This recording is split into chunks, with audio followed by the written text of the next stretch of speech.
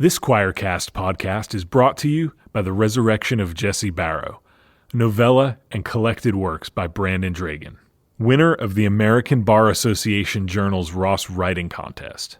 This collection features 3 additional short stories, including Advocat, winner of the ABA contest for legal fiction. The Resurrection of Jesse Barrow is available on Amazon, Audible, and everywhere books are sold.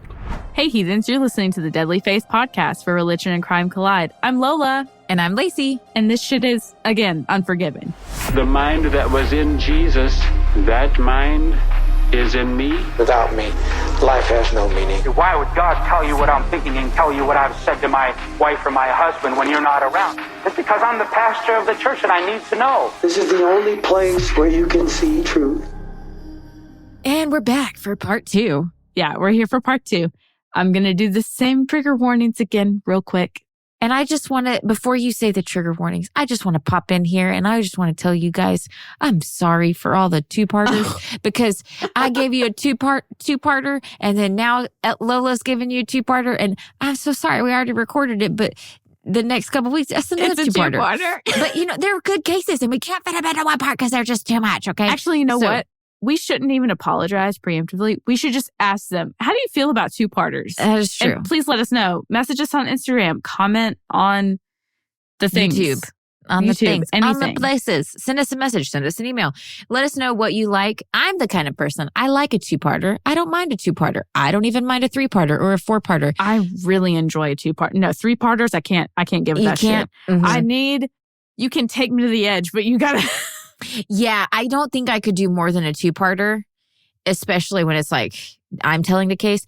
But I definitely don't like 2-parters like all the time. And so, you know, is that kind of how you guys are? You know, do you like some more little bits of stuff popped in here that are just 1-parter cases? Do you like it when we take breaks from like really heavy case, or you're kind of just like, just fucking give it to me all? They said raw dog me, dude, raw dog me. Or what? Like, we want to hear back from you guys. So send us an email, comment on all the things, let us know.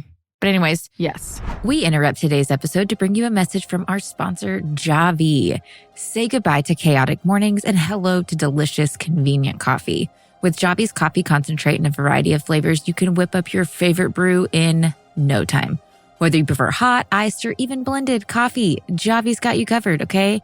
Just a teaspoon of this magic elixir is all you need for a flavorful kickstart to your day. Trust me, once you try it, you'll be hooked. From classic flavors like vanilla and caramel to decadent options like cookies and cream and caramel brulee, Javi literally has something for every coffee lover. As a mom with 3 kids, 2 dogs, 3 bunnies, and 25 chickens, I love how Javi helps me make a delicious iced coffee every morning in under 2 minutes. Seriously, guys, it's just so quick. You just pour it all together, stir it in, and enjoy. My favorite flavor right now is the caramel brulee, but I did just order the cookies and cream along with the decaf so I can enjoy an afternoon or evening coffee without jacking up my sleep schedule.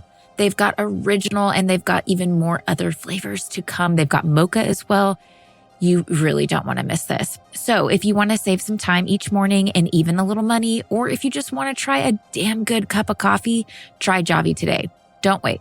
Click the link in the show notes and use code LACI33468 at checkout to enjoy 20% off your purchase. Again, click the link in the show notes and use code LACI33468 at checkout. And that is Laci with an I. Enjoy that 20% off, guys, and back to the show.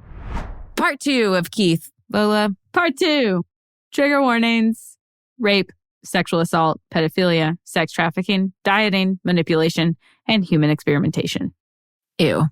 So I had left off with us talking about him having just really sexual conversations with people and kind of like desensitizing some of his followers to like, oh, this is just, we can just talk about this. Like, I don't know. This is just casual Keith.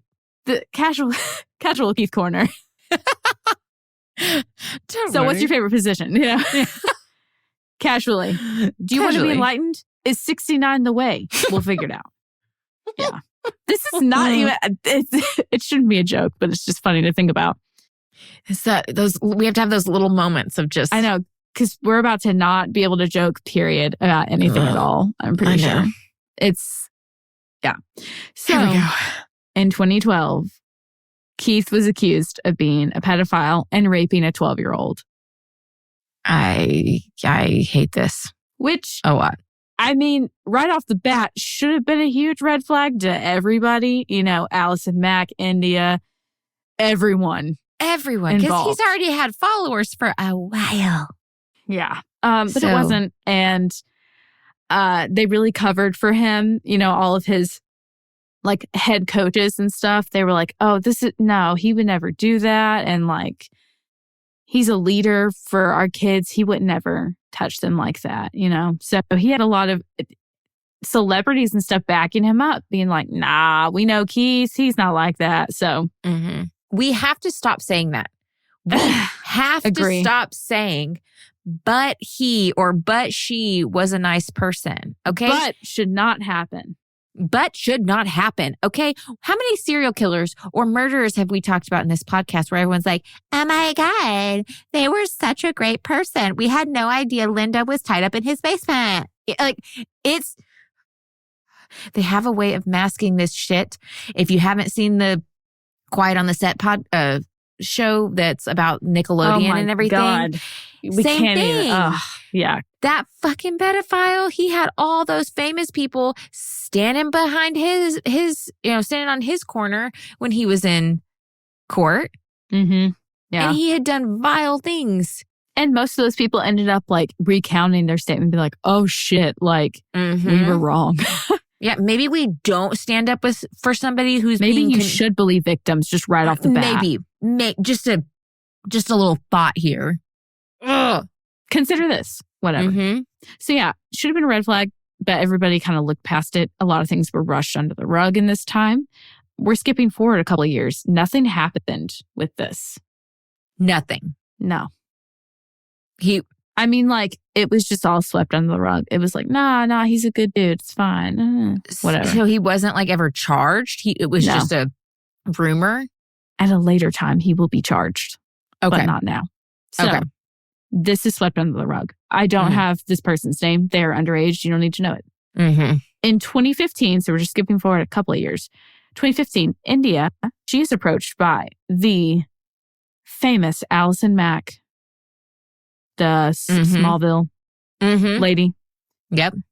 Famous actress. So Allison at this point had left acting to pursue NXIVM efforts full time. And she was also recruiting a couple of people to join a secret society called DOS. This is giving Skull and Bones. I don't like this. So like we've already got NXIVM, which is a little bit like not a little bit. It's for the elites because you got to have money to be involved, you know? You got to bring in money and you got to make money and you got to, yeah. So on top of this elite program, you have a secret society. This is called DOS. It's Latin. It's called Dominus Obsequious Sororium. Which is just a Latin phrase that translates to Lord/Master of the obedient female companions. I have to leave. She said, I've never hated anything more than this. I have not. That's also just the name. I haven't even told you anything. Did you get my reference, Skull and Bones? Yes. That was very good. Thank you. Okay, thank you. I wasn't sure if it's an older movie, and so you're on the younger side.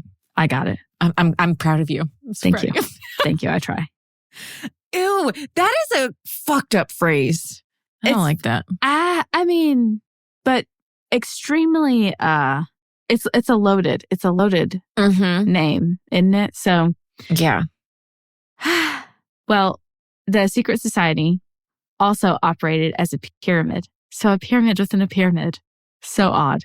It's the Russian dolls of scams. It's the nesting egg of pyramid schemes. Yes. Oh my gosh. The levels it's so odd. Okay, so at the top of the pyramid is Keith. Then there are two spiders that come out from it that are masters. The masters have to recruit 3 people to be slaves. And then those 3 people have to get another, like an additional 3 people to be slaves. But the middle ones in between masters and slaves, those are called like master slaves or something like that, where like they also hold the title as something similar to a master. So I really don't like this. I know you don't. And here we go. Here we go. So the members, once you're recruited, you are branded and you are assigned to have, you're on rotation. You have a schedule. You're assigned to have sex with Keith. And that is the entire point of this cult, this little sorority. It's just to let him get his rocks off. Mm-hmm. That's it. Now, okay, did these girls know what they were signing up for? What was the premise of like, come join my secret society? This was labeled as women's empowerment. And I know. It was... I'm trying here. You were able to like get one-on-one time with Keith. Yeah, you were. And like have women's classes. So like a bunch of ladies like in a class with him and like hear about his philosophical teachings and shit like that. So it was just like a more private type of class course, you know, where you're just, it's, you know, you worked your way up in like as a coach and everything. And now you're able to like have more one-on-one time with your mentor kind of thing. And you've already been primed to like not ask questions or that like you'll be looked down upon if you do. And so then you're like, I'm being asked to be in this secret society. Their critical thinking skills are not there anymore. That part of their brain is like shut off at this point because they're so desensitized and so like completely brainwashed by this program. They don't believe doctors. They don't believe scientists. They don't believe anyone except Keith. Keith is God. Keith's the word. Keith's the light. You know, all that stuff. Would they think that like when they have sex with him, it was like some way imparting his knowledge into them or like anything like that spiritually? Or it was just... I never read anything like that. Okay. I never read anything like that at all. You were given assignments. India described it as a bait and switch scheme. So it's one-on-one coaching with other women who have recruited you and with Keith. Mm-hmm. And you had to up front before you go in, you have to give collateral. And collateral would be nudes, explicit video, or damning information about your family or yourself or your career, something like that. So that's before you can be fully inducted. So you have no idea what your assignment is until you give over this evidence, this collateral. That's fucked up. Say more. I know. Super bad. I just keep wanting to scream. You're being branded. Like, why didn't you like wake up at this point? You're being asked to like give me news of yourself. Why didn't So the branding doesn't happen until after collateral. Yeah. But even the collateral, like you're being asked for like damning information, like blackmail basically. Like, why didn't you wake up? But then I have to remind myself, they've already been broken down. It's not only that. So like, if you're a woman, you know that relationships with other women can be extremely costly and can be extremely, I don't know how to even put it in words. You can either really look up to another woman and like really feel empowered by her, or you can be extremely broken down by her. Like women hold a lot of power in this way over each other. So just keep that in mind as well. So Keith's former girlfriend, Barbara, who was like one of his longest, like long-term girlfriends, she was like the highest ranked woman in NXIVM before she left. She put forth a theory. So right before DOS was created, his like confidant and person who oversaw like legal matters and lawsuits and stuff left him and took his secrets with her. So she knew the inner workings, whoever this person was, and began working with the FBI to take down NXIVM. So Barbara thinks that DOS was created so that Keith could have women police each other and keep them even more tightly bound to him by revealing that damning information and nudes and blackmail them to stay, basically. And then he'd also reap the benefit of sex. Well, yeah. So, man, he's a manipulative little fucker. And he just got these girls to do it like for little to no effort too. The masters would control the slaves by means of food, sleep deprivation. What? It was really bad. So they would also be tortured by masters when they were disobedient, or like when they asked why or came back like, I don't want to do that, or that's not fair. They would receive a whipping with a leather strap or be forced to stand barefoot in the snow. Stuff like that. Like really old methods of torture. That's horrible. And okay, I just want you guys to think about this. I know standing out in the snow barefoot doesn't sound painful, but like when my fingers and my toes get cold and you're trying to get them warm, it is so fucking painful. I can't imagine having to endure that. And it doesn't take that long to get frostbite. No. So obviously you're not gonna like, you're gonna either come back even more apologetic than before or just not fuck up in the first place with him because you don't terrified. Want this. The torture would happen in front of other people, like other women. You'd be held down by these women that you trust, that believed in you, that like are trying to grow with you. So like you create this community together. Oh my God. And it turns into a big self-destruction scheme. It's horrible. And at the top of it is this man that just lets it happen, encourages it, and like propels it forward. Uh-huh. It went so far down the rabbit hole of, what's it called? Not self-care. Self-improvement. Self-improvement. It went so far down the rabbit hole of self-improvement, self-development, all that stuff. Self-help. There we go. That's what I was looking for. Mm-hmm. Went so far down that rabbit hole that it turned all the way back around to be completely destructive. I know. Went full circle. I'm not even done. I know you're not. So India was fully recruited. She gave her collateral to Allison Mack, which I think was nudes. And then she also gave damning information about her mom's side of the family, the Princess of Yugoslavia, her grandmother and stuff. She gave like really important information. So she said after this, she thought that was it. She didn't know about anything else that needed to happen. Yeah.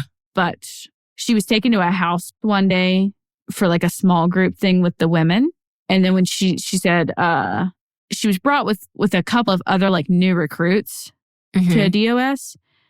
And she said, I walked in and I remembered the smell of burning flesh.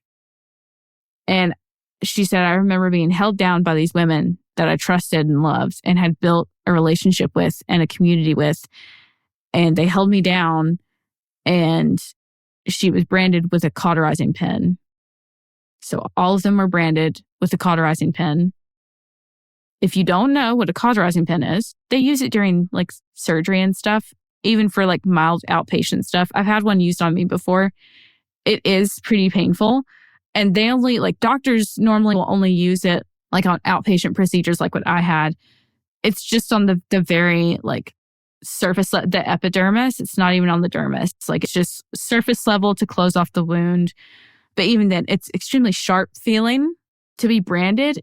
It's like all the way to the dermis. Like, and that is where your most of your nerves are. That's where your nerves and blood are. Yeah. Your hair follicles. Your epidermis is like, all that's just going to flake off and die. It's like layers upon layers of skin. There's not a whole lot of, there's not nerves.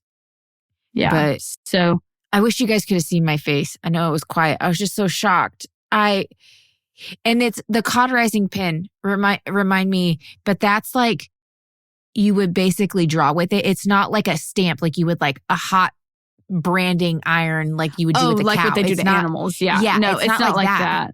So someone's having to like, because I'm assuming they're not getting branded with a line. So like they're drawing something on these women. So, and I don't really know how it would work when you're trying to draw out something specific, but I believe that it's similar to like with the stick and poke, how you just like, you touch the skin, you come back, you touch the skin, you come back, and you just like, whatever you're trying to do, it's like a poking instead of like a drag. It could be drag too. Either way, it just extremely painful.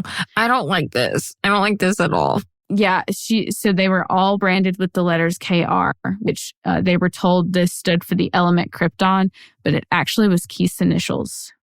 The branding process, I will say, took between 30 to 45 minutes per girl. No. 30 to 45 minutes. You're being held down. Why does it take that long? I've never branded someone. I've never been branded, so I can't. It doesn't even take that long with cows. I'd rather you just freaking... If I had to pick, I'd rather you just not fucking brand me at all. No, yeah, for sure. After she was branded, her first assignment was to seduce Keith. Sometimes, like, some of them were told, like, you're going to work past your fear or you're going to tap into, like, your inner divine with the sexuality thing. And this is going to help you get there. So, like, it would turn into, like, a self-help type lesson alongside just getting him off. Weird curriculum, dude. So, right. That is so fucking manipulative. It's not Common Core curriculum. That's for sure. Not Common Core. Nope. Definitely not. That's so fucking manipulative. Like, it is. And they're already so broken down. And then at this point, so let's say that India, after she was branded and everything, let's say that she decided, like, oh, I can't go through it. Like, I don't want to do this. You don't have any other choice. They have so much on you. Yeah. She gave information on the princess of Yugoslavia or wherever it is. Well, I don't know exactly what information that she gave because obviously she wasn't spilling anything, but I assume it had, I know it was about her mother's family. I know that. So you can buy a cauterizing pin at Walmart. You can get one off Amazon. What? Why are these available? I know. I don't like this. They're not that expensive. I know. And she said, I know, the pricing. It's so affordable. Why? So the entire, like, sex slave group that was made of these ladies consisted of, like, between 15 to 20 women. 17 of those were branded. I don't know about the, like, other numbers, like if maybe they were, like, the top leaders that had, like, started it, possibly. Yeah. That's what it seems like a max, like 3 top ones, and then, like, their tiers going underneath down them. Yeah. were, like, the ones that were branded. I don't know. I just know at least 17 were branded. So most of the women were high ranking, heavily involved and invested in the success of the brand. The first person to go public about her branding and leave was Sarah Edmundson. She's been on several different podcasts. She's done a lot of different interviews. Wow. Awesome. Yeah. I have no other words. She's awesome. She posted the picture. So, like, the brand, I'm not sure if I don't think I said this. The brand is on your hip bone. Like, okay. So if you're, like, looking straight forward at a person's body, it's on the front part of their body on one of their hips. So it's, like, near the groin-ish. That was a very strategic place. Oh, it was. Oh, yeah. That's gross. Yeah. That's 17 levels of gross. And her picture that she took and posted on social media, it's, like, in a ton of magazines, and I think it's still on social media. But she was the first to, like, be like, hey, this is actually really fucked up. And this happened to me, and I'm going to tell you about it. And I don't care if he comes back at me with this collateral shit. Like, she was badass about it. So yeah. And the bravery. Like, that's a lot. There's a lot of bravery. Yeah. Sarah said in one interview that, like, in the moment of being branded, she was, like, recounting the experience. And she said it was just so intense. Like, everything, all the energy in the room, all the women around her, the physical feeling and the emotions that she was running through. She said, I just had to get through it. It's like she knew there wasn't a way out. You have to finish this process of, like, this branding. And you're with a whole bunch of other women who are doing it. And there is a real sign. They have studied this. There's scientific studies on it when it is like groupthink, you know, like you're going to go along with what the group is doing and you don't want to be the oddball out. And so, like, yeah, you can say all day long, I would have walked out right then. No, you wouldn't have. Nah, I'm going to say, like, 99 out of 100 times you wouldn't. Or it would have been really hard to if you ended up walking away. It'd be really hard. I would have got the brand. I would have joined. I know I would have been sucked right in there. Been there, done that. Got the t-shirt from the cult and the trauma. So like, yes, we're all susceptible. So in 2017, DOS info was leaked to the public because of Sarah Edmundson. Amazing. Love her. Well, once it was out, Keith ran to Mexico to hide. Because isn't that just what you do, apparently? Well, scared bitch, baby. He was investigated by a couple of different journalists when he fled. And information came out that he had gotten some of his cult members pregnant. Of course he did. Because he didn't practice safe sex. Come on, man. Of course he didn't. You make a sex cult and you don't practice safe sex. It's just... Fuck those condoms. God. If only. I have to say, she said, I am unwell. I am very unwell. I looked up the branding, and it's rough looking. It's very rough looking. Like at first I was like, ooh, but it's kind of small, but I think this was like a picture of it like not too long after it was done. Mm-hmm. And then there's another picture, and we'll post all of these, but there's another picture of like it healed. And I was like, holy shit, that's huge. Yeah. It's big. So with the brandings, it's a little bit, I don't know a lot about scarification, but I used to really like scarification stuff when I was a teenager. I thought it was really pretty.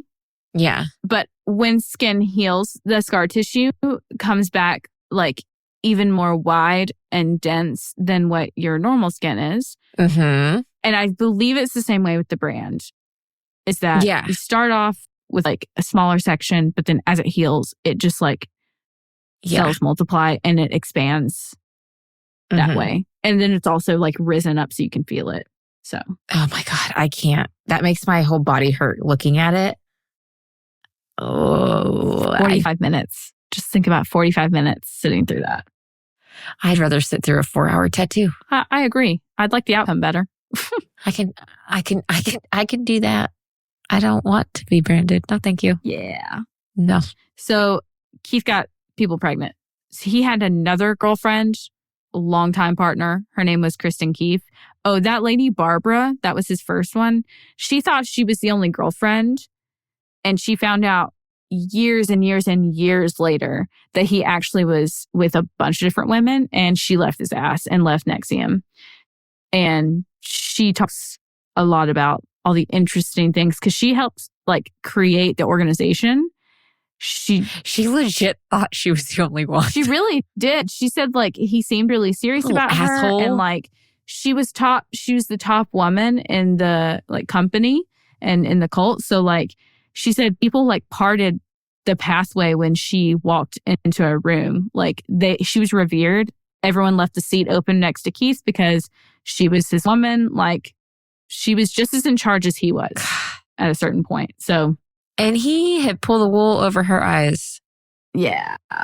She really did love him, and she thought he was just as committed. So that sucks, but she's over it now.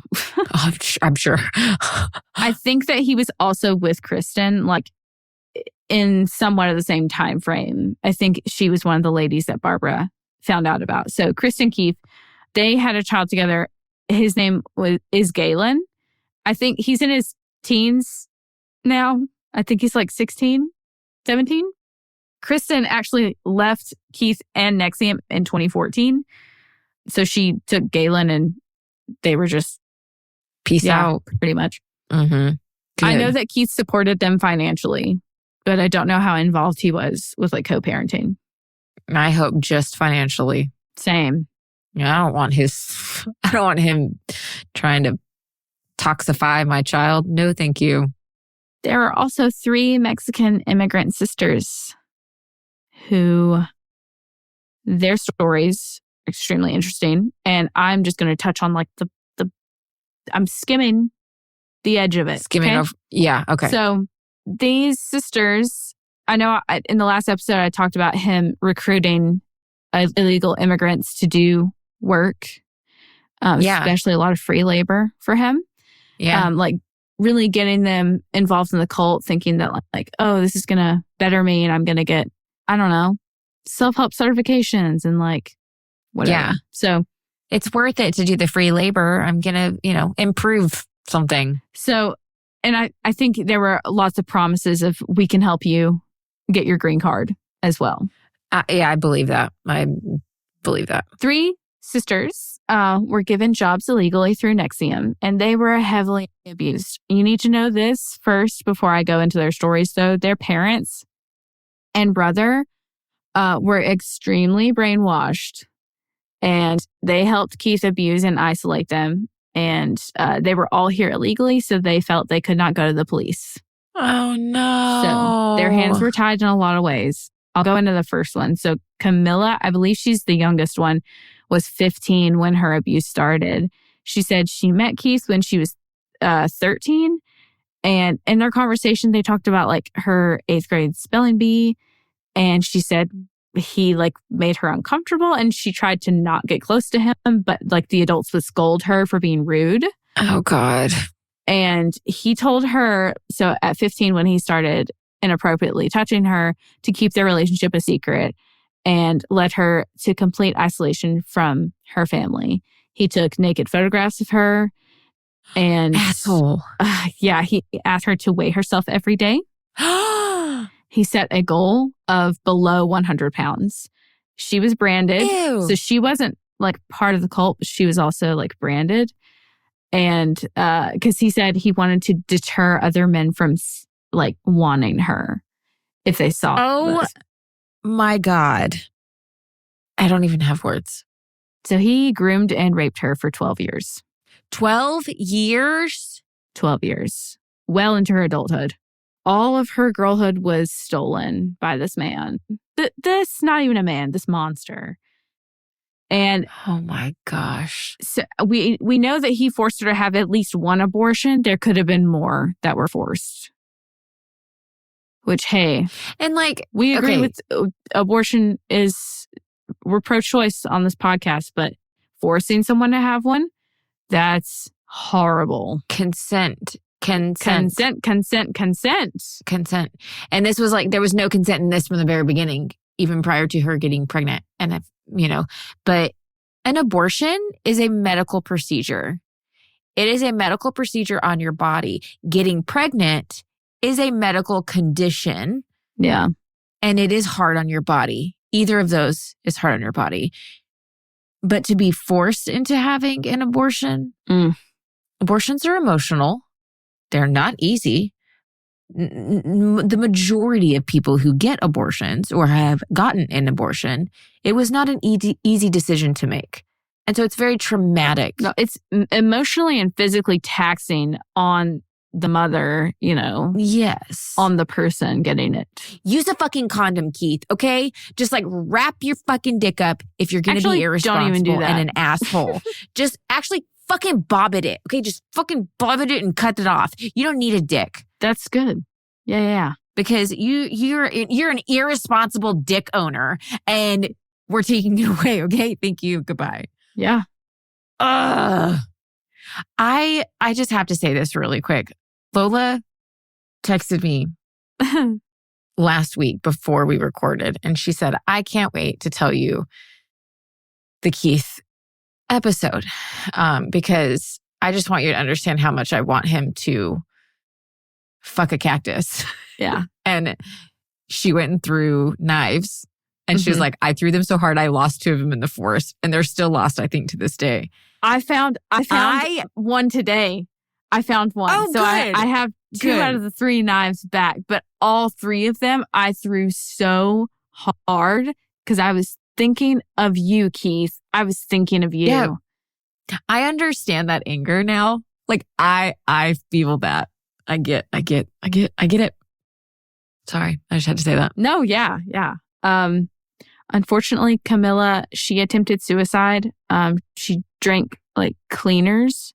Oh my God. She tried to drink a bunch of like household cleaners. Oh no. And when Keith spoke to her about it, the thing he said to her was, do you know how bad things would be for me if you killed yourself? Ah! Fuck a goddamn cactus, Keith. God damn it. Screaming, throwing up, throwing knives, slamming through every door, tearing it off its hinges, gnawing at the bars of my enclosure. Mm-hmm. Don't put me in a room with this man. That's all I'm saying. Oh, how I would just like She-Hulk it out in that moment. I would poop on him. He'd be dead. I would take a shit on him. God. What is the guy? Blippy. I would Blippy your ass. And if you don't know what I'm talking about, the guy who plays Blippy shit on his friend on the internet before he became Blippy. Okay. And it was disgusting. The video's still out there. For warning, don't Google it. Now they're going to. Now you're going to. It's okay. I did too. I had to. It's disgusting. But yeah, Blippy shit on his friend. And I would Blippy this man's ass. Ah! Not his ass. I'd Blippy his face. Oh, yeah. Shit all over his face. Okay, this took a really weird turn. Back to Camilla. She finally left Keith when her sister Daniela persisted that she should leave. I think Daniela was the middle child. Oh. Her sexual relationship began with Keith when she turned 18 and she became pregnant. And another girlfriend of Keith's arranged for her to get an abortion, which Keith told her was a great opportunity for her to lose weight. And this asshole. Right? So while all this is going on, she had developed feelings for another man. I think his name is Ben. And Keith, when he found this out, he lost his ever-loving mind. Oh my God. Get over it. And he confined her to a room in her family's house for 2 years. No, he didn't. Her family, helped him do this. They kept her in a room, and she was told if she left without permission, she would be cut off from the family.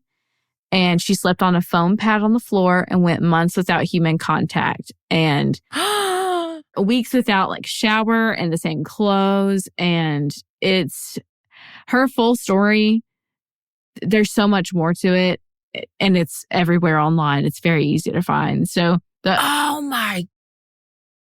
keep in mind too that he locked her in this room for 2 years, kept her in the room for 2 years. But the door remained unlocked the entire 2 years. So that's just a testament to the power that he had over her. But ultimately, she did walk out of that room and she chose a new life for herself no matter the cost. And it cost her a lot to start over. She had nothing. Yeah. So, but she's doing good now. She's made a good life for herself. So I'm very happy about that. I understand that her parents were also brainwashed into all of this. Mm-hmm. But how does that not affect your relationship? Oh, it did. In the future. I don't see how it couldn't. She was estranged from her family for a very long time after that. And they just now have started to kind of make amends and stuff. But it's still rocky. So I'll finish up on the last sister here. Before we move on. But Mariana is the oldest of the three sisters. She lived with Keith in Mexico at the time he actually was arrested. And she had a son with him named Kamar. Kamar. I think it's Kamar. Mariana to this day still supports Keith's beliefs and cause, as well as the three daughters' father. So their dad to this day still is my daughters deserved what happened to them. And I believe in Keith, and Keith's a good man. So fuck that dude. Their mom does not take that stance. She apologized for her part in it, and so did her brother. And they feel really bad about what happened. And they're the ones that are mending their relationship with the girls. So that dad, oh, hell. He's not a dad. He's not a dad. Oh, hell no. Mm-mm. That fucking toxic sperm donor. He's the gum on the bottom of my shoe? No, he's the pussy nodule at the tip end of a penis that's inflamed with gonorrhea. That's what the fuck you are. I love how I'm you're the gum on my shoe. And you're no. You are the best. Let me just full send motherfucker kind of thing. Hit the gas. Wow. Says that his daughters deserved that. You bitch. He is a bitch. Mm-hmm. Well, let's fast forward to 2018. Let's talk about India again, circling back to India. Okay. So she left NXIVM in 2018 and moved back in with her mom, started to question everything. So she did end up finding that flash drive with all of her compromising information and photos. And she turned it into the FBI immediately. And she also gave them a lot of useful information to use in Keith's trial. So she has openly talked about like her experience with this with many media sources. And she has been in deprogramming therapy and cult exit therapy to help kind of like come back. Retransition. Transition back into a more normal life. To this now, like today, she's happily married to a very normal dude. He is the most normal dude in the world. And we love normal. He, like, she said, I was so afraid to tell him about my past. And he just, like, with open arms is like, let's make a new life together. Let's start over. You know, I see who you are. Kind of thing. I don't even know him and I love him. I know. Good job. I have even better news, too. So, a tattoo artist in New York's East Village came up with an intricate mandala design to cover up her branding. And yeah, he did. It has a Latin inscription, which is Ancora Imparo, which translates to still learning. Oh, damn. So she said, and she said, to the day I'm still learning. So she's like, I think back then I was still learning and today I'm still learning. So it's, she's very happy with it. So do we have a picture of it? I think it's online. Okay, good. I'll try to find it. Oh, I want to see. That's cool. So in the wake of India and several others reporting the sexual abuse, the brainwashing, you know, Keith and his inner circle, like including Nancy Salzman, all of them, like I said, fled to Mexico. And that's where he was with the oldest of the sisters, Mariana. Sister. So oh my gosh. After they fled, the FBI gained access to his personal email. Because the password was 1234. I'm just kidding. The password was pussy, I'm sure. Or like something very vulgar. So I am an alpha. Oh my God. That's what it was. That was probably, no, it was Vanguard. Oh my God, it was Vanguard. It was Vanguard. Unfortunately, back to bad news. So in the email is where a lot of that compromising information on the girls is, as well as the nudes and a lot of child pornography.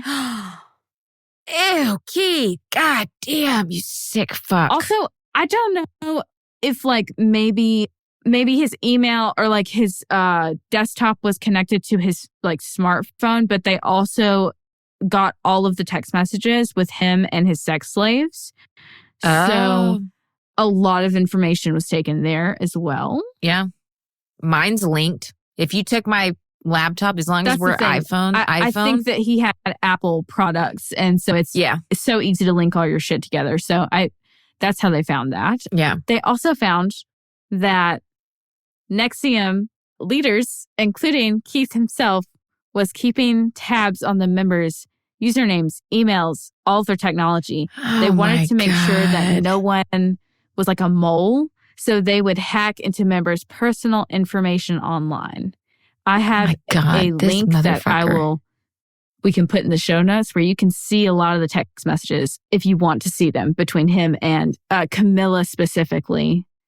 There's a lot on there from her. So it's or like just between them them chatting about like keeping their eye. Oh my God. No. It's explicit information. It's between him and the sex slaves. Ew. So yeah. If you want to see it, you can. I didn't want to read it. I read a couple of them. I don't want to read that. Oh, that's gross. That's, So, March 26, 2018, here's the gospel. Here's the crisp, white, clean gospel. March 26, 2018, Keith was arrested alongside several other coaches and masters in connection with NXIVM crimes. Keith's lawyers tried saying that DOS was created by women in the company as self-empowerment, you know, and that it was all consensual. They were all adults. They signed up for it. But the FBI claims that it was created by Keith, set up as an MLM that he was top of, and then also the whole like recruits, like recruiting 6 slaves and then making them masters, and they all have to recruit more and that kind of thing. And they had to work for free, and then they also had to have sex with him as their assignment, their job. Every time you say that, I throw up a little bit in my mouth. I also like, I want to shit on him. Literally. Or throw up on him like Exorcist style. This is stupid. Let's talk about human experimentation because we haven't touched on that. Oh my God, I forgot you listed that. You forgot. God. You fucking forgot. Damn, this train, it's just like, it's like that train that like crashes. I know. And you like think it's over, but then like the train cars just fucking keep coming. Or it's like the tornado that hits after the train wreck. Oh, yeah, that's it.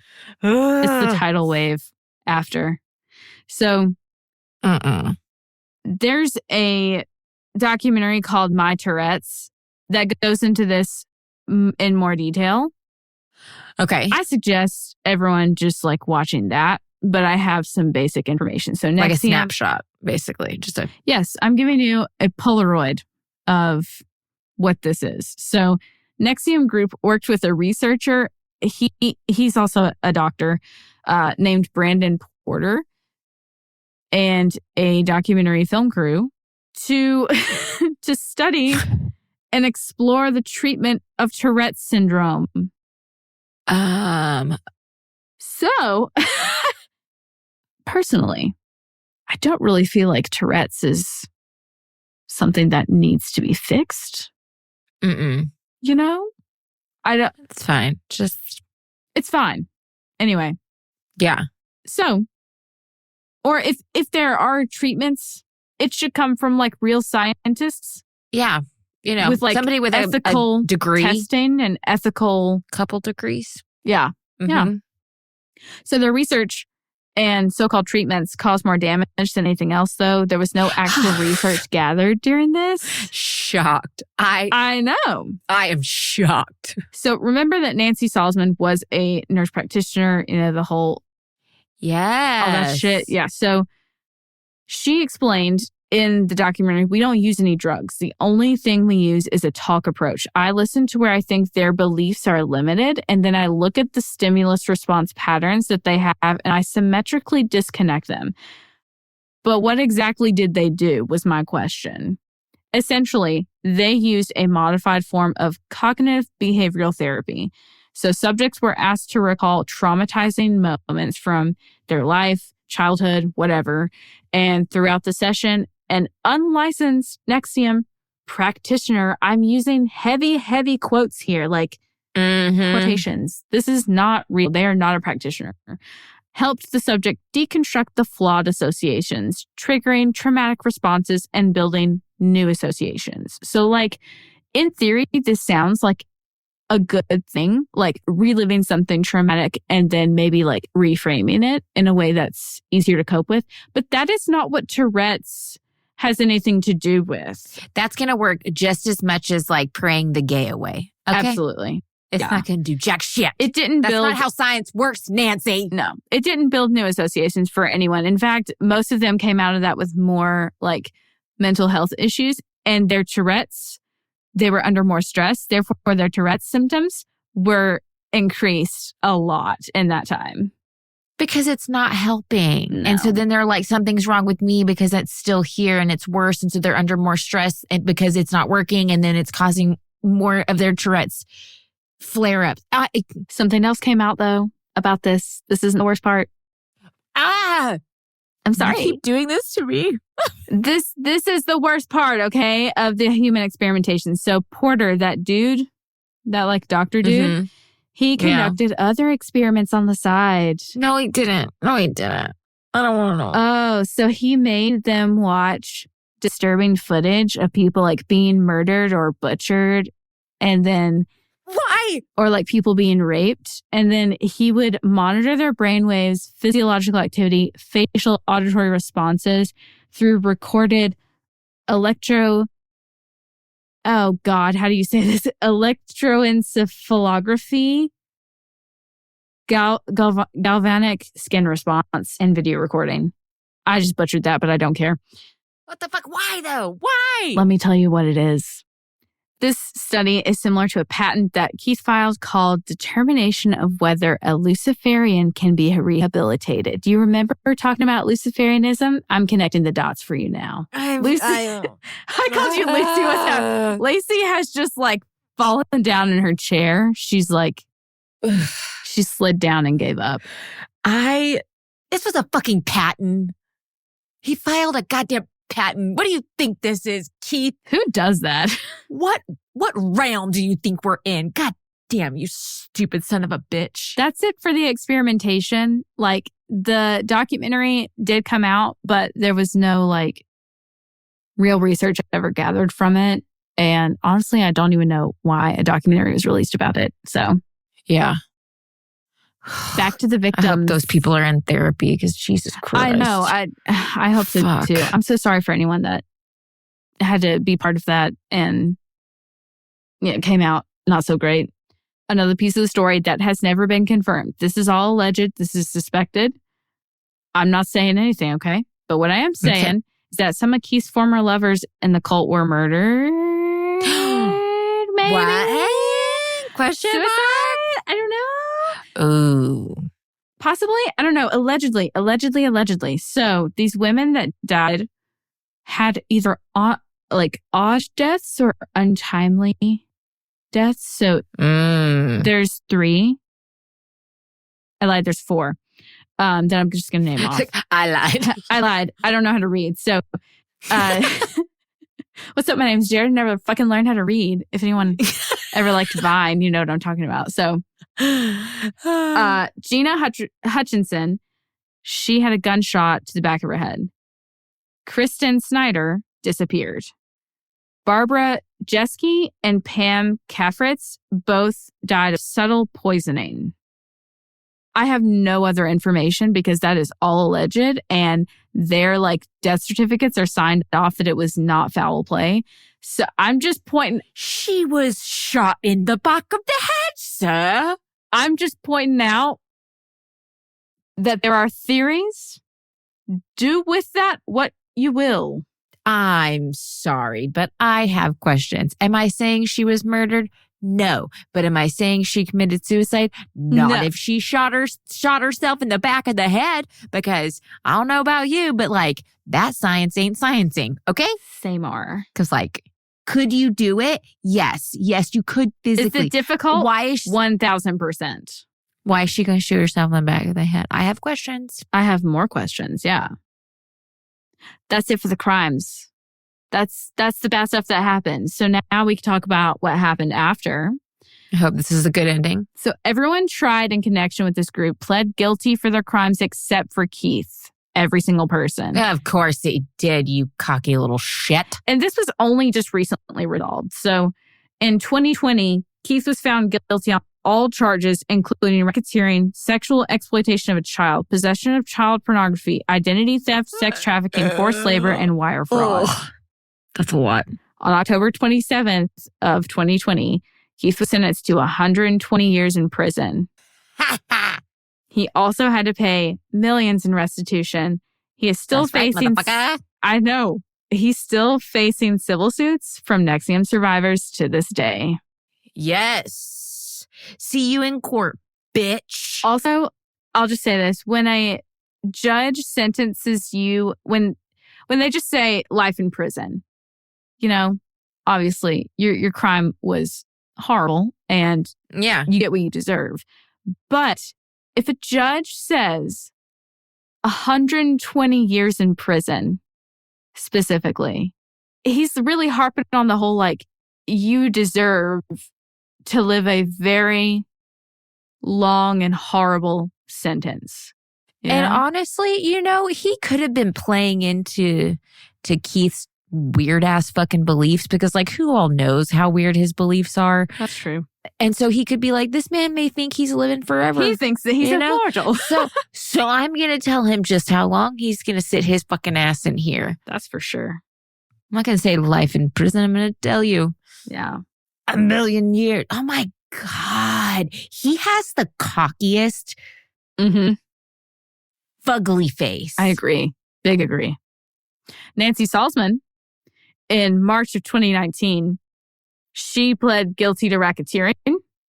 And in 2021, she was sentenced to 42 months in prison and a $150,000 fine for racketeering conspiracy. I don't know where the fuck she is now, but she's staying under the radar.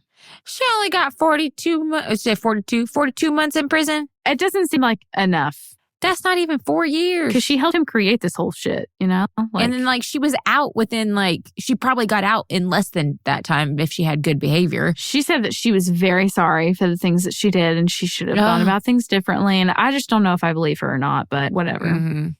Well, I should have gone about things differently. No, you should have just not fucking done any of this. And she was one of the masters. No. Mm-hmm. No. Go, you know what? A cactus isn't even good enough. I want you to fall on top of a porcupine. Right up your cooch. No, I've got a better one. Oh, you do? She said, a razor-covered dildo and then take a bath in alcohol. Good night, nurse. Or kick a lion in its balls while you're wearing a pork chop bikini. Yeah. I really don't like these people. I don't know if you guys could tell.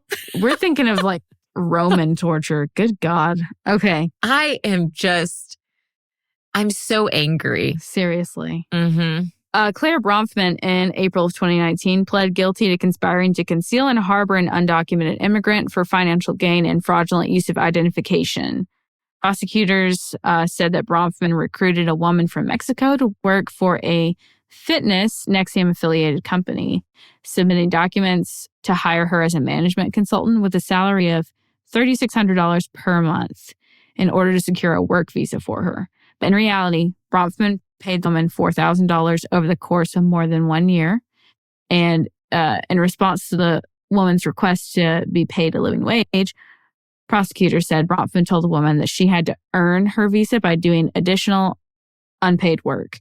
Prosecutors said that Bronfman also used a credit card of a dead woman to keep money and assets out of Keith's name to evade paying income tax and his creditors and their judgments against him. She paid $6 million to avoid going to trial. She didn't have to do anything serve any time or anything.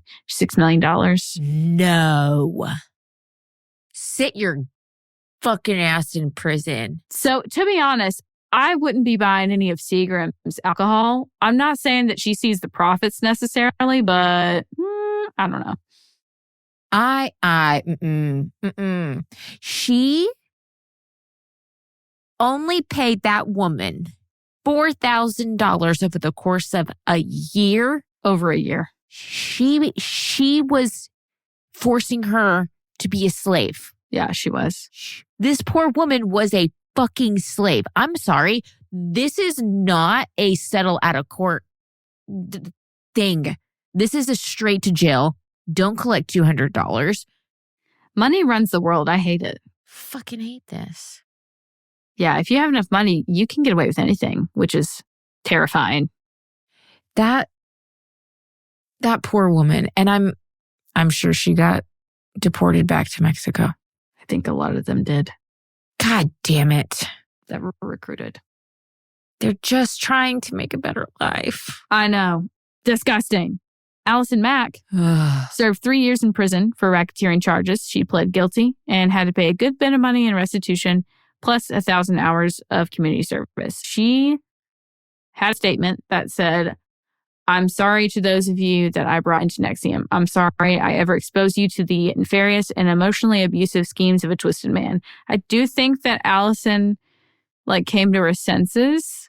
I do think so. she is actually sorry and feels shame about it. So, hopefully she never does anything like this again and takes accountability and apologizes. I hope she's in therapy. Same. Several doctors that were associated with this group had their licenses revoked. And some of the members, the coaches and stuff, higher ups, were tried and charged for money laundering and identity theft in connection with NXIVM activities. Jesus Christ, they're all a bunch of fucking criminals. Welcome to the MLMs. Seriously. In conclusion, and as of 2022, NXIVM is no longer active, and its company name and tech and all that stuff was seized by the federal government. Yeah, it was. So NXIVM is dead. Life is grand. I'm so sorry for anyone that was hurt by this man or by these coaches, you know. I'm so sorry for anyone that was brainwashed because, like, you matter and you're important. And please find a deprogram therapist, practice therapist, anything, cult exit therapy. If you've got the resources, you know. Yes. Talk to someone regardless, though. You know, talk to somebody. Laci, your thoughts? I feel like I've given so much of my thoughts throughout the part 1 and part 2. Part 2 hit you with like a fucking freight train, did it not? Yeah. It was like... That's how I felt about Betty Gore. So I did do that with you for Betty Gore. I'm so sorry. And I guess I did that with the next one too. You did. I did. It, you know, it just, again, oh God, you did it to me. I had it coming. She had it coming. She only had herself to blame. Okay. That's good. Thanks. Radio.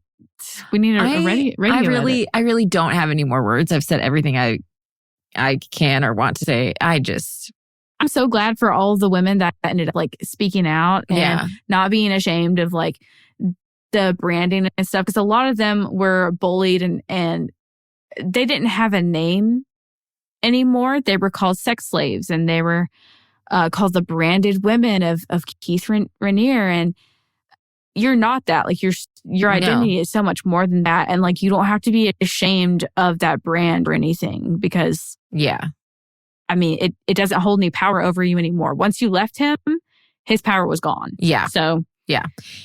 I guess I'm going to say one last thing to that dad. I'm not over that either. I will never be over this. You sat there and watched as all of this has come out and you have seen it. Whether you know, I'm going to give you the benefit of the doubt that you were not aware of the abuse or you were so brainwashed you couldn't see past it. But now you can. It's been brought to light. He's been charged. He's in prison. It's signed, sealed, and delivered, sir. You are a piss poor excuse for a father. I would rather have Voldemort as my father than you. I'm just going to leave it at that. And I second that. Fuck you. Yeah, fuck you. On to the good feels. You got a palate cleanser? I do. Sure, tell me one. I do have a palate cleanser. This one's kind of funny. Yes. But you'll also, like I said, I told Lola this earlier, you're going to roll your eyes so damn hard at this because I did and I laughed so hard, okay? Is it another dad joke? No. A woman sells $10 selfies with her pink Starbucks Stanley cup for people who, quote, couldn't buy one of their own. Stop. I told you. I literally did roll my... Are you fucking... I'm not That's so stupid. And apparently she wrote like all the time slots have been taken up. And so like now there was a wait list. So like people were... You have to schedule a time to come take a photo with the Stanley pink Starbucks cup. Y'all got to get off the Stanley wagon. Consumerism is killing us. It is a cup. Like people were sleeping outside to get these cups back whenever this happened a couple months ago. And I can't blame this girl. She's getting her bag. I mean, she got the bag, but she is seeing the crazy and she goes, I am going to profit off of all y'all's fucking crazy. And you motherfuckers bought it. You spent $10 to take a picture with a cup. I go to therapy. I think I've said that too many times in today's episode. But nothing rings truer, right? Yeah. I couldn't stop laughing at that today. I was like, he really did that and people really bought it. And there was one, where was it? I don't know. It was on Facebook Marketplace. Somebody was trying to sell their pink Stanley cup. And it said it had been used, but only with water. And there were only a couple bite marks in the straw, but they had it listed for $165. What the? Why are you biting your straw? Oh, okay. I'm a biter. Okay. Well, I'm a psychotic freak and I bite my straws. I do. I've gotten better at it. My middle child, she I have straws that they're not allowed to use because I'm like, you annihilate them. Delegated the straw. She has decimated the kids' straws. And I'm like, don't touch my fucking straws. So get the metal ones. I do have some metal. And then I also have like these cute cups I got off a TikTok shop that are glass with like the bamboo lid. And they came with glass straws. Yes. And those are pretty cute. Yeah, I really like those. Those are also my cups the kids aren't allowed to touch. Can I use one of your cups when I come? Of course you can. I have Hocus Pocus cups and I have those, and the kids can't touch any of those because I love them, but they break shit. And it's always my stuff they break. So I'm like, don't touch my stuff. So good. Are you ready for my I'm ready for your palate cleanser. I ate a dog treat. I ate a dog treat. Okay, rewind backstory. How did you eat a dog treat? I kind of don't even want to give you context. I just want you to know I ate one. Actually, I don't know if I could call it eating one because like I didn't swallow. I didn't. You spit. You didn't swallow. Fully ingest. Listen, I swallow what matters. Okay, and a dog treat did not matter. Did not matter. So how did this? I'm refilling my dog's like jar of treats and stuff. Yeah, and they're like the off-brand of the milk bones. Yes. Okay. You know? Yeah. So just the hard, like baked treats. Yeah. And so I'm putting them in there. And dog treats smell a little bit sweet in general. Like those kind of biscuits smell kind of sweet. Okay. And I was smelling them. And I mean, not like, I wasn't like sticking my nose in it. But as I'm like refilling it, Andrew's standing there with me and I'm like, these smell so sweet, don't they? And he's like, yeah, they do. No wonder they like them so much. And I'm like, do they actually taste sweet though? Like, what does this taste like? Does it taste like beef or chicken? It doesn't say anything on the box. And so like we're reading and none of the ingredients matter to us because it's just chemical. Yeah. So I'm like, I could just like taste it. And he was like, I've eaten a dog treat when I was a child. I lived. I flipped. I said, was it good? And he said, no, but like, it wasn't like this kind. It was like the soft kind. Yeah. You know? Yeah. I don't know. So I bit off a piece of it and I like bit down into it and I was looking at Andrew and I just kept chewing. He said, so? And then I made a horrible face and then I ran to the trash can and spit it all out. I bet you did. Oh my gosh. That's funny. Then I rinsed out my mouth for a full 5 minutes. And the whole time Andrew was laughing his ass off. And he was like, I can literally visually see Andrew just like cackling at you over that. He said, how was it? The whole time he just keeps asking, how was it? You're like, it was wonderful. That's why I'm washing my mouth out. It did not taste even remotely sweet. It didn't have any flavor to it. It was very odd. Like the texture was fine, but like the taste of it was just not. I feel bad for my dogs now, right? But they love them. But I don't know what kind of bones you buy, but I buy the milk bones. I have a box of them. I buy the gravy ones, and those definitely don't smell sweet. But I have bought the ones that are like yogurt dipped or peanut butter dipped on like the bottom. Oh, well, yeah. And so like those are a little bit on the sweet side. These are the Retriever brand, like the Tractor Supply brand it looks like Milk-Bone. And it's like, it's the off-brand. It's Milk-Bone. Mm-hmm. And it's just Retriever brand. I'm gonna go buy them now just because I want to smell them. Are you gonna eat one? one? I'm not going to eat one. I love you dearly, but I'm not going to eat one. I did eat dog food when I was a kid. My brother tricked me into eating dog food. I tried it. I think the same thing. I spit it out. That's what brothers do, I guess. Yeah. Oh my gosh. He terrorized me all the time. Oh, shit. Yeah, it was like, I think it was... I've told this story so many times that I'm like trying to convince myself that this really didn't happen, but I really think it did happen. Did you ever like watch TV and like have your legs up like on the TV? Like you'd lay on the ground, like put your feet up on the TV? Yes. Mm-hmm. Okay, so I did that as a kid.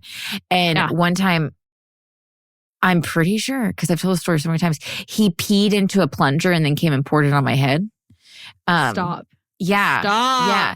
But like I've blacked out so much of my childhood I that sent like him a painting I did. I'm upset. It's hanging in his bathroom.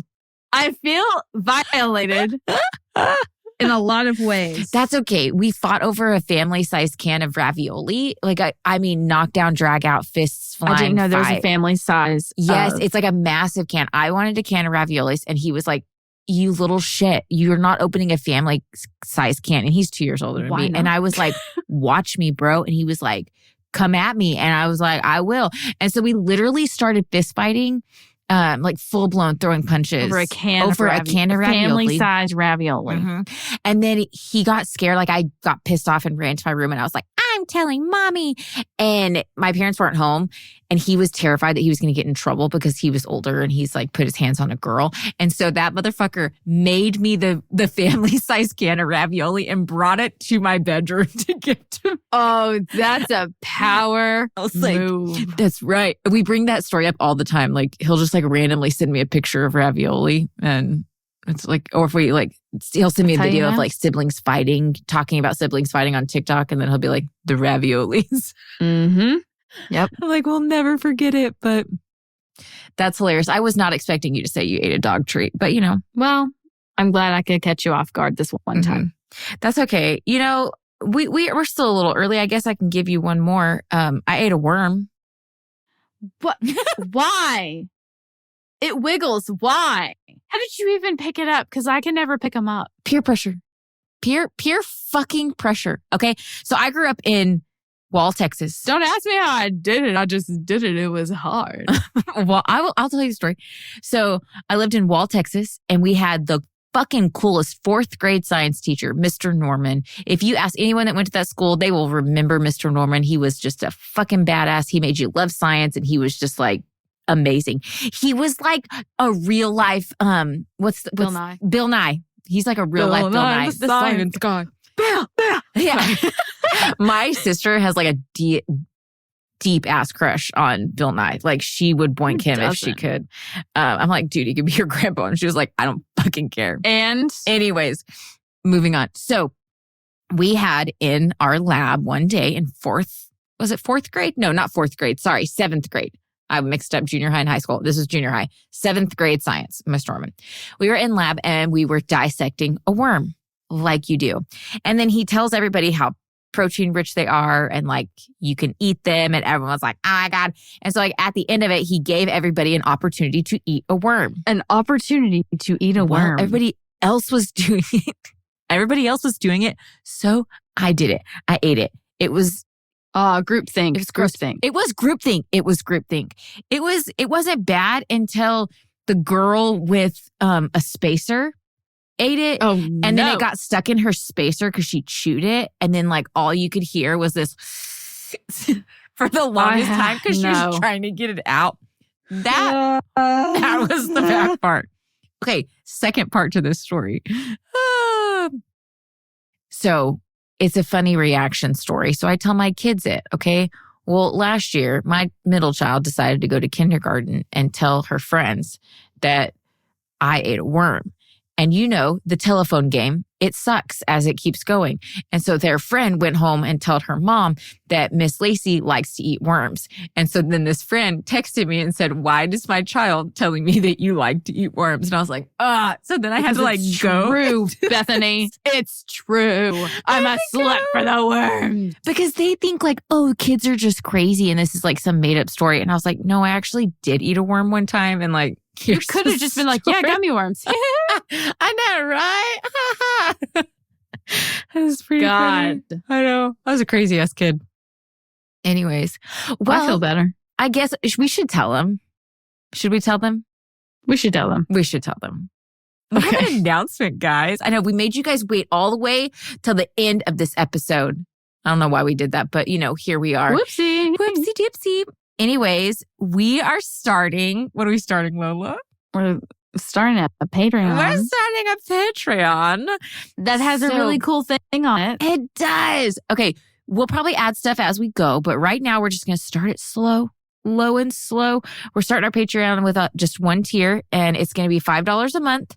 And very affordable. Very, very affordable. And if you sign up to be a part of our Patreon, you will get access to our new podcast called the Poddy Podcast, where we shoot the shit and shoot the shit, talk about random ass shit. We're going to be telling Am I the Asshole stories. We're going to be talking crazy hauntings.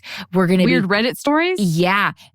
Dark family secrets. I mean, Appalachian Trail things. Yeah, we're going to talk all of it. All the things. It is a place that Lola and I wanted to go and just be able to shoot the shit and not talk about, you know, a religious focused topic or true crime topic or anything like that. We just wanted a place to shoot the shit. But this is not going to be a podcast that is available anywhere else right now. It is only available on our Patreon. That could change in the future, but I don't see it happening anytime soon. These are going to be the raw. Keep it under lock for the real ones. Under lock and key. This is going to be in our Patreon available. It's only going to be the video version. It's going to be raw and unedited. Okay. So you're getting the real deal of us. So yeah. You can see all our crazy faces as we You can tell each other weird shit. Watch us or not, don't watch us and just put in some headphones and listen. Put us on the background. Do your laundry. It's going to be great. It's going to be the Poddy Podcast. Only $5 a month. If we add more, we'll let you guys know. But the link will be in our show notes as of when this recording goes live. You will have at least one Poddy Podcast episode available when you subscribe today. You can go and listen to that. So check us out on Patreon. Yes, we can't wait to see and hear you guys on the other side. But yeah. You always say on the other side like we're going to die. I know. Actually, neither of us better die before this comes out or else it's really just not going to look good. It's just... That is going to be really It's not going to age well, as the kids say. Age well. So... Anyways, I'm going to go to bed. That was a great episode. We'll see you guys next week. Another 2-parter. Sorry, not sorry. It's fine. It's what you signed up for. Go touch the moss and drink some water and comb your hair. Plant a garden. Pet your dog. Say something nice to yourself. Yes. Drink some water. Drink some water. Thanks for listening. Anyways, bye. Hey, heathens, if you're enjoying the show so far, please like, subscribe, do all the things that we always ask you to because we love you. Also, check us out over on Patreon. We've got Patreon now. I know. One tier, $5 a month. Patreon. Listen to our new podcast called the Poddy Podcast where we shoot the shit. We're going to be talking about all things crazy. You guys head on over there. The link is always in the description box below. The Deadly Faith Podcast is brought to you by Queercast Network. It is produced by Lacey Bean and Lola Robbins and audio engineered by Eric Howe. Thanks for listening.